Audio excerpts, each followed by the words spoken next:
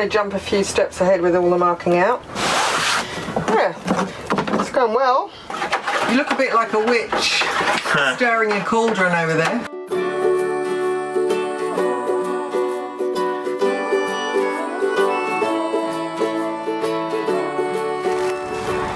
Here we are again, in that bag there. Deja vu. Yeah. We're just about to start the stack pack for the mainsail. First of all, we have to clean the table. But look, doesn't it look good out there? Looks so much neater. Yeah. So here we are on the beach again, on the table, and we're going to make a start on the mainsail stack pack. At least get it measured, because we can start on the boat once it's measured. Yeah. There's a little campground. I don't know who runs this campground. I think it might like be an overflow. But there's a couple here who've got a beautiful camp set up in the campground. But then, just on the beach here, they've set up a little fly mosquito-proof enclosure with tablecloth table, seats to have their meals on the beach. And the sunset here is incredible. Isn't that beautiful? It's lovely. All right, let's get on with this massive job. Right, this one's going to be even bigger. All we can do is do it in lengths, the length of the table. Oh well, we're getting there. Just gonna strike our line. There we go. And look, our boat, we have a set square. I think we inherited it with the boat. We did. Because look at it. But it's been very, very... Andy. Sorry, interrupting. That's right. Is that it? Yep. You got the pen? Yeah, no. You have. There. Okay. Alright. So weird working in inches. Yeah. And you're not ready. Hold that. 56.5. You trust that? Mm-hmm. Okay.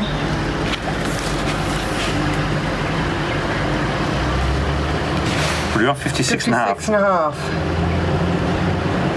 Alright. That is the widest part of the stack pack.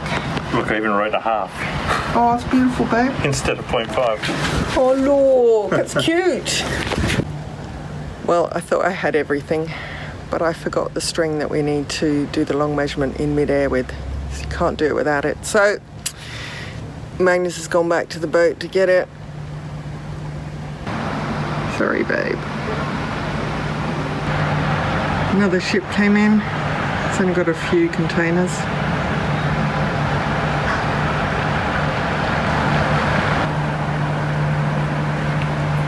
I needed another swig of coffee anyway. Okay, cool. So we've drawn little dots all the way along the string. So now we'll use a straight edge and we'll join the dots. Okay. That's roll it all up. And we're done here. We're done. Back to the boat.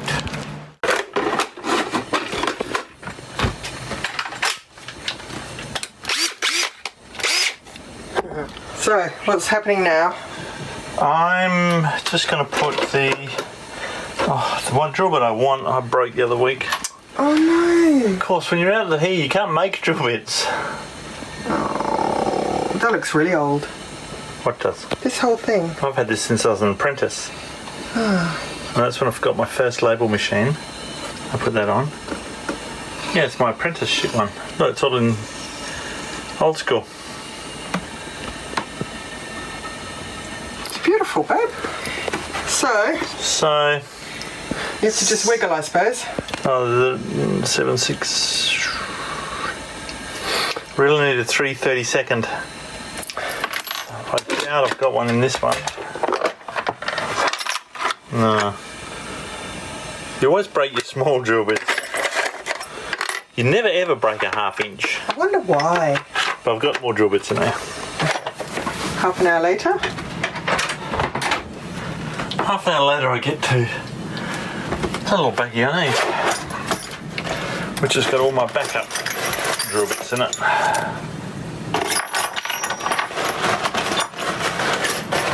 Because you can never have too many drill bits.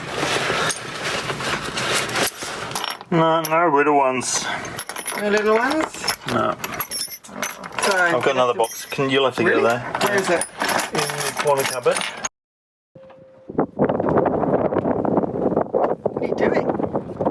Putting the line to hold the front of the stack pack up Okay. with a bit of precarious balancing. Yes. There.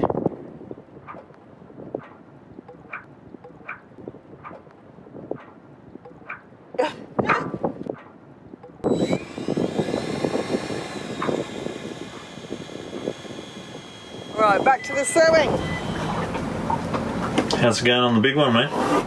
It's good. I'm just trying to mark out as much as I can before I get the sewing machine out, because there's more space here on the table than there is on the other side.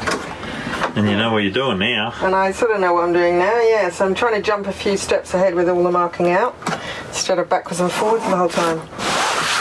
Yeah, it's going well. It's a bit like playing with Duplo though, it's pretty big. Yeah, it's good. It's all good.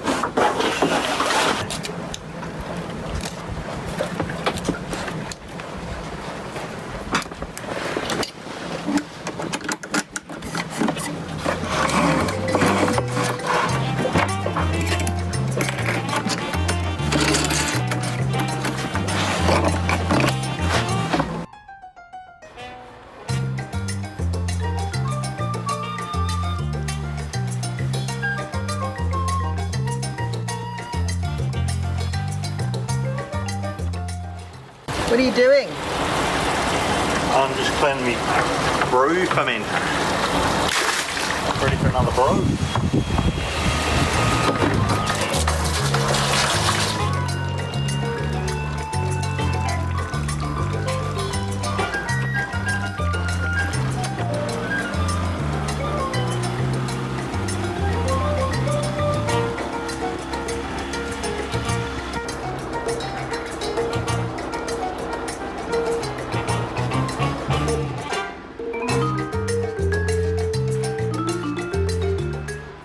Not a bad spot to get water.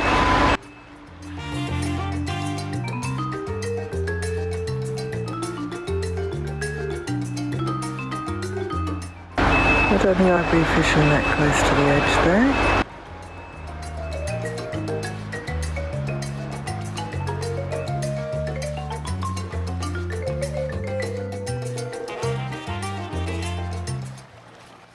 You only bought one back. Yeah. Whoa! Ah, we're full. That's good. You look a bit like a witch stirring a cauldron over there. Oh, I just put another brew down. While we've got plentiful water, it's worth making beer. Which one are you making this time? Australian Pale Ale again. We're getting a bit low, aren't we? Yeah, we've only got one left. And hopefully we can restock in Weeper. That'll get us all the way around to Darwin.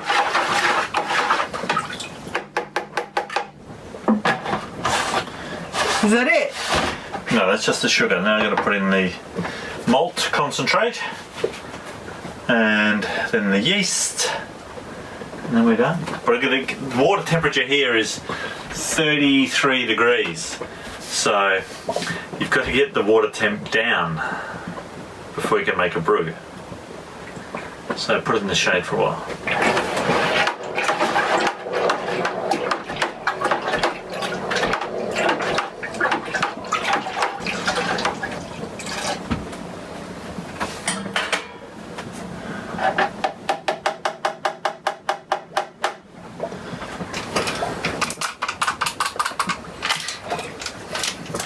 Hydrating the yeast. Always like to hydrate it first before I put it in the brew, because then you know it's gonna, in case you get a dud batch, you know this is gonna get going. You can see how good it is by how well it performs. So now you got to aerate it a bit, and then put in. Look at the yeast. It's happy as Larry.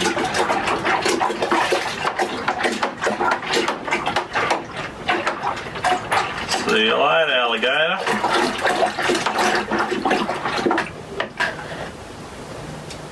Don't dip the cup in because it hasn't been sterilised. I should have sterilised it, but I always forget. The inside of it's sterilised, just not the outside.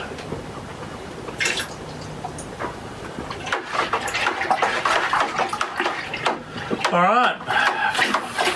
Are you wearing any clothes? Yes. So 5 days time, we will have. So 5 days time, we will have another keg full of beer. God, it's easy. Peanut's having her first bath. We brought her into this crocodile-infested shore and doing her a good scrub. As you can see, we've nearly finished. I was helping. Actually, quite a lot of barnacles on her. You see, and the remnants down there.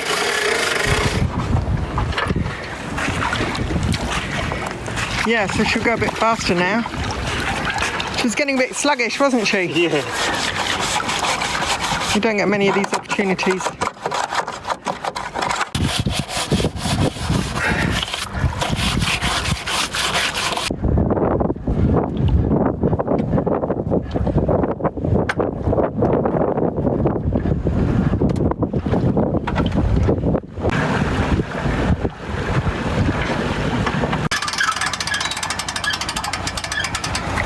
That looks heavy. Yeah, I didn't fill it up. On purpose? Yeah. Watch out for the crocodiles. Hey? Watch out for the crocodiles. You can always throw that at them though, I suppose. Yeah. What's going on, babe? What's happening now? We just started the engine, just about to weigh anchor and head for Horn Island. Should be about a 6-hour sail. We get the tides right. 10-hour sail if we don't, but all should be good. And what have we been doing lately? Sewing. Wendy's been doing lots of sewing. Lots. And so all the new stack packs are all fitted. The boat's tidied up again. I've been doing a few little boat jobs. Sorry about the engine going, but we're just about to leave. Yeah, it's been a great stay. We've really enjoyed this place. And yeah, off to visit friends over at Horn. Swedish friends of ours that we met in New Caledonia arrived the other day, so we're going over to say good day to them. And then we're doing a tour of Thursday Island on Saturday morning, which is tomorrow. It's all go. Yeah. Alright, so let's get the right chart up. Oops, 6. Yeah. I just noticed on AIS, there's a friend's boat, well, not a friend, but it's the same home port as our boat, Hamilton Island. They're from Early Beach. But anyway, today we are just zooming out of bed. We are going from here, we're anchored at Seisia, out through this real narrow little channel, over the sandbars, and then dodge Little Woody Island, around the top here, and around to Horn Island. We could go this way and up the boat channel, but then it means feeding into the wind a bit and against the tide, going up and around this shallow area in here. So I can't do that. Hang on, zoom in. So what you've got, whoops, the other way. What you've got here at Horn, don't move that, Magnus.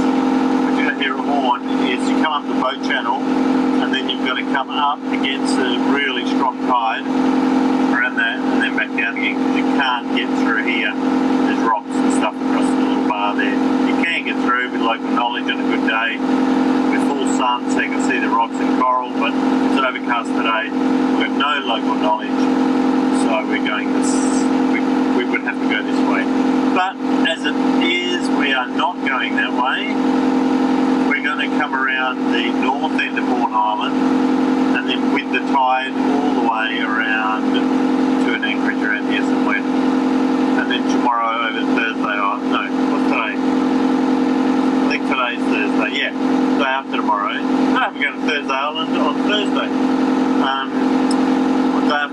going over to Horn Island, Thursday Island to do a tour. You can anchor over here at Thursday Island, but the trade winds are southeasterlies, the other west, southeasterlies, and you do get a bit of fetch across here at high tide. So to save that, tuck in here behind this island. It's not a very tall island, it's pretty flat.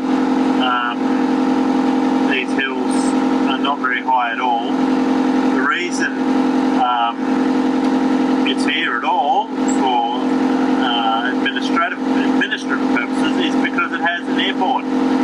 Thursday Island, which is the admin centre of the Torres Straits, Torres Islands, is too hilly and you can't fit an airport in. So the airport's over here, and then you ferry across.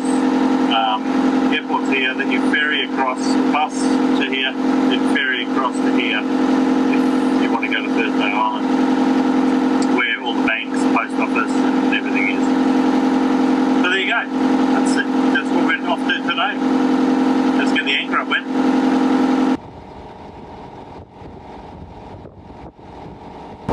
So, have I got any sunscreen on my face? Bye bye, Seisia.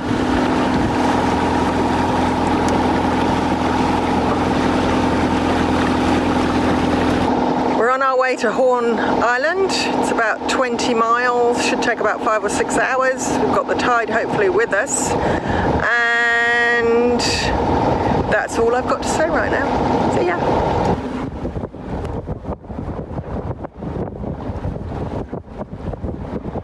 So much tidier. I know. Look at our deck. Everything's so much tidier. Now I've just got to make covers for all of those and all the water containers. That's my next job. What a cutie.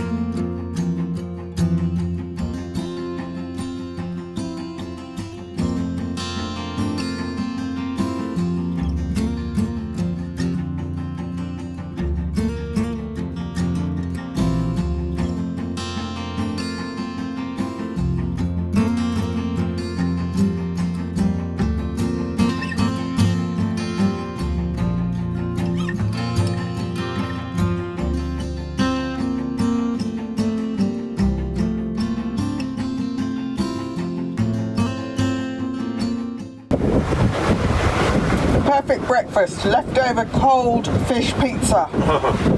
Yummy.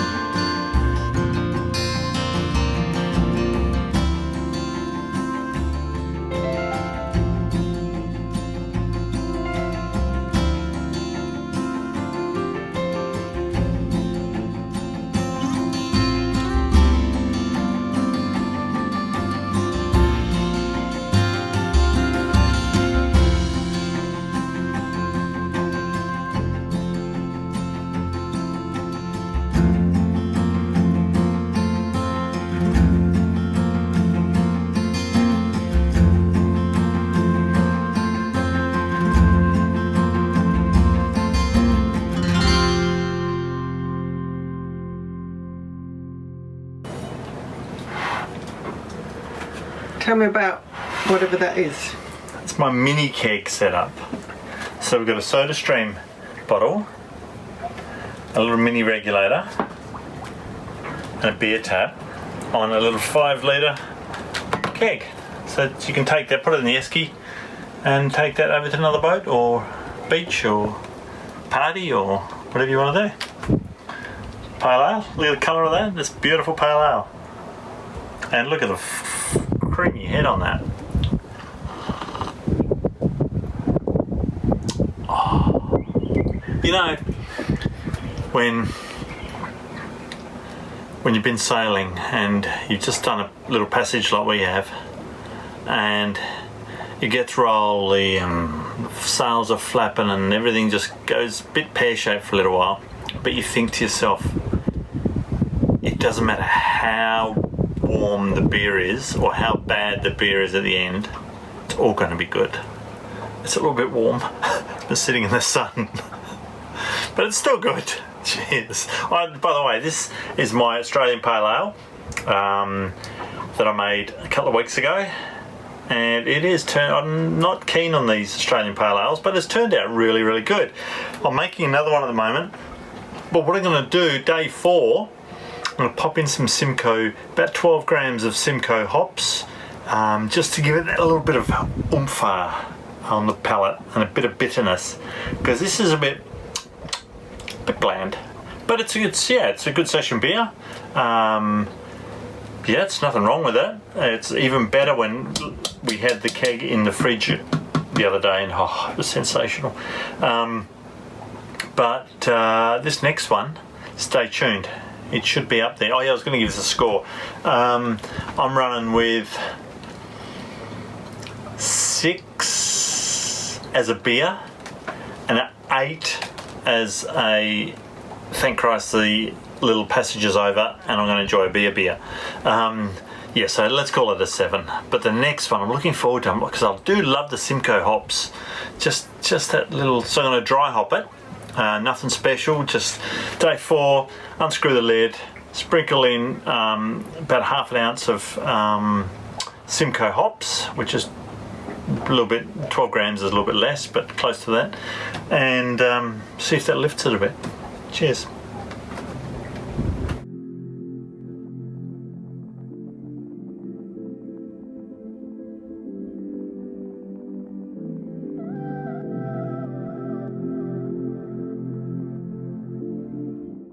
This is Horn Island.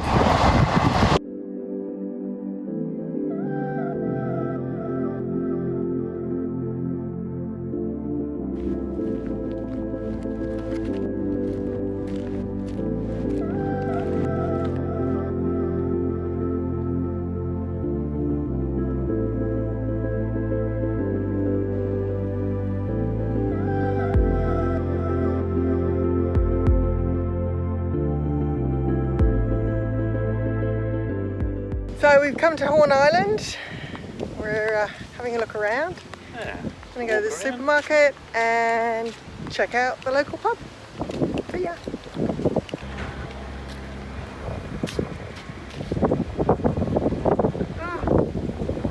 Look at you.